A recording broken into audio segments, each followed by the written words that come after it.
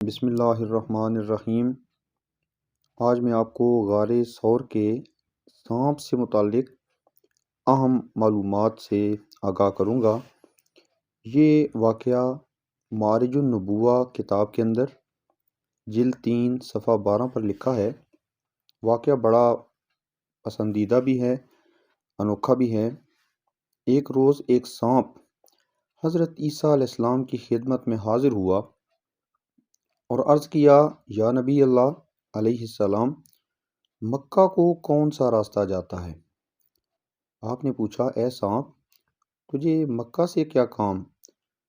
عرض کیا، عرصہ 600 سال سے حضرت محمد صلی اللہ علیہ وآلہ وسلم کی محبت دل میں ہے اور اب محبت کا غلبہ ہو رہا ہے۔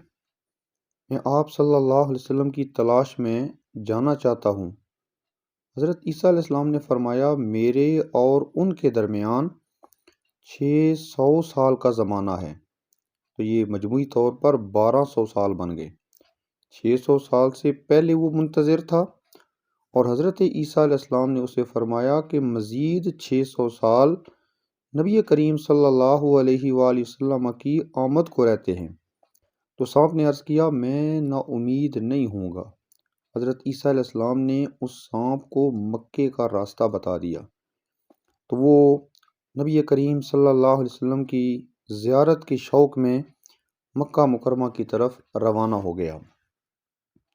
یہ سانپ غار ثور میں پہنچ گیا اور اس سانپ نے اس غار ثور کے اندر 70 سوراخ کیے۔ اس کا مقصد یہ تھا کہ اگر نبی صلی اللہ علیہ وسلم کی زیارت میں ایک سوراخ بند کر دیا جائے تو میں دوسرے سے آ کے زیارت کر لوں گا، اگر دوسرا راستہ بند کر لیا گیا تو تیسرے راستے سے زیارت کر لوں گا۔ تو اس طرح 70 سوراخ اس نے غار ثور کے اندر بنا لیے۔ حضرت سیدنا صدیق اکبر رضی اللہ تعالیٰ عنہ نے وہ تمام راستے بند کر دیے۔ جو مشہور روایت آپ سماعت فرماتے رہتے ہیں کہ نبی کریم صلی اللہ علیہ وآلہ وسلم جب غار میں تشریف لے گئے تو سیدنا صدیق اکبر رضی اللہ تعالی عنہ نے تمام سوراخ بند کر دیے، صرف 2 راستے باقی رہ گئے جن کو آپ کی ایڑیوں نے بند کر رکھا تھا۔ سانپ نے حضور سید المرسلین صلی اللہ علیہ وسلم کے دیدار کی تمنا میں کئی مرتبہ حضرت سیدنا صدیق اکبر رضی اللہ تعالی عنہ کے پاؤں پر اپنا سر مارا تاکہ آپ پاؤں ہٹا لیں، مگر آپ نے پاؤں نہ ہٹایا۔ تو سانپ کو اس کے بغیر کوئی چارہ نہ دکھائی دیا کہ پاؤں کو کاٹے، تو آپ پاؤں ہٹا لیں، مگر آپ نے پھر بھی پاؤں نہ ہٹائے۔ حضرت سیدنا صدیق اکبر رضی اللہ تعالی عنہ کا عشق غالب تھا، عقل مغلوب ہو گئی اور آپ نے پاؤں سوراخ پر رکھ دیا، اور جب سانپ نے ڈنگ پہ ڈنگ لگایا تو سیدنا صدیق اکبر رضی اللہ تعالی عنہ کی نگاہیں اس نے مصطفیٰ صلی اللہ علیہ وآلہ وسلم کا دیدار کر رہی تھیں۔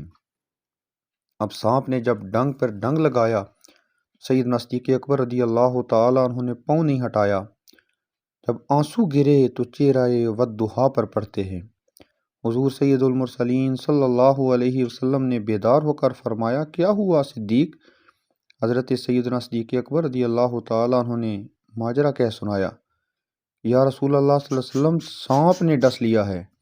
حضور رحمت للعالمین صلی اللہ علیہ وسلم نے اپنا لعاب دہن نکالا، سیدنا صدیق اکبر رضی اللہ تعالی عنہ کے پاؤں پر لگایا۔ حضرت سیدنا صدیق اکبر رضی اللہ تعالیٰ عنہ فرماتے ہیں، مجھے محسوس ہی نہ ہوا کہ کوئی ڈنگ لگا تھا یا کوئی زہر کا اثر میرے اوپر ہوا ہو۔ نبی کریم صلی اللہ علیہ وسلم کا لعاب دہن لگانا تھا کہ مجھے کوئی کسی طرح کا بھی نہ درد محسوس ہوا، نہ ہی کوئی زہر کا اثر مجھے محسوس ہوا۔ تو نبی کریم صلی اللہ علیہ وآلہ وسلم کا زیارت کرنے والا، آپ کے دیدار کا مشتاق یہ سانپ تھا، یہ کوئی عام سانپ نہیں تھا۔ نبی کریم صلی اللہ علیہ وسلم کے دیدار کے لیے یہ سیدنا عیسیٰ علیہ السلام کے دور سے یہ سفر کر کے غار ثور کے اندر پہنچا تھا۔ تو یہ محبت کی علامات ہیں، محبت کی نشانیاں ہیں۔ یہ منفرد واقعہ معارج النبوہ کتاب کے اندر مذکور ہے۔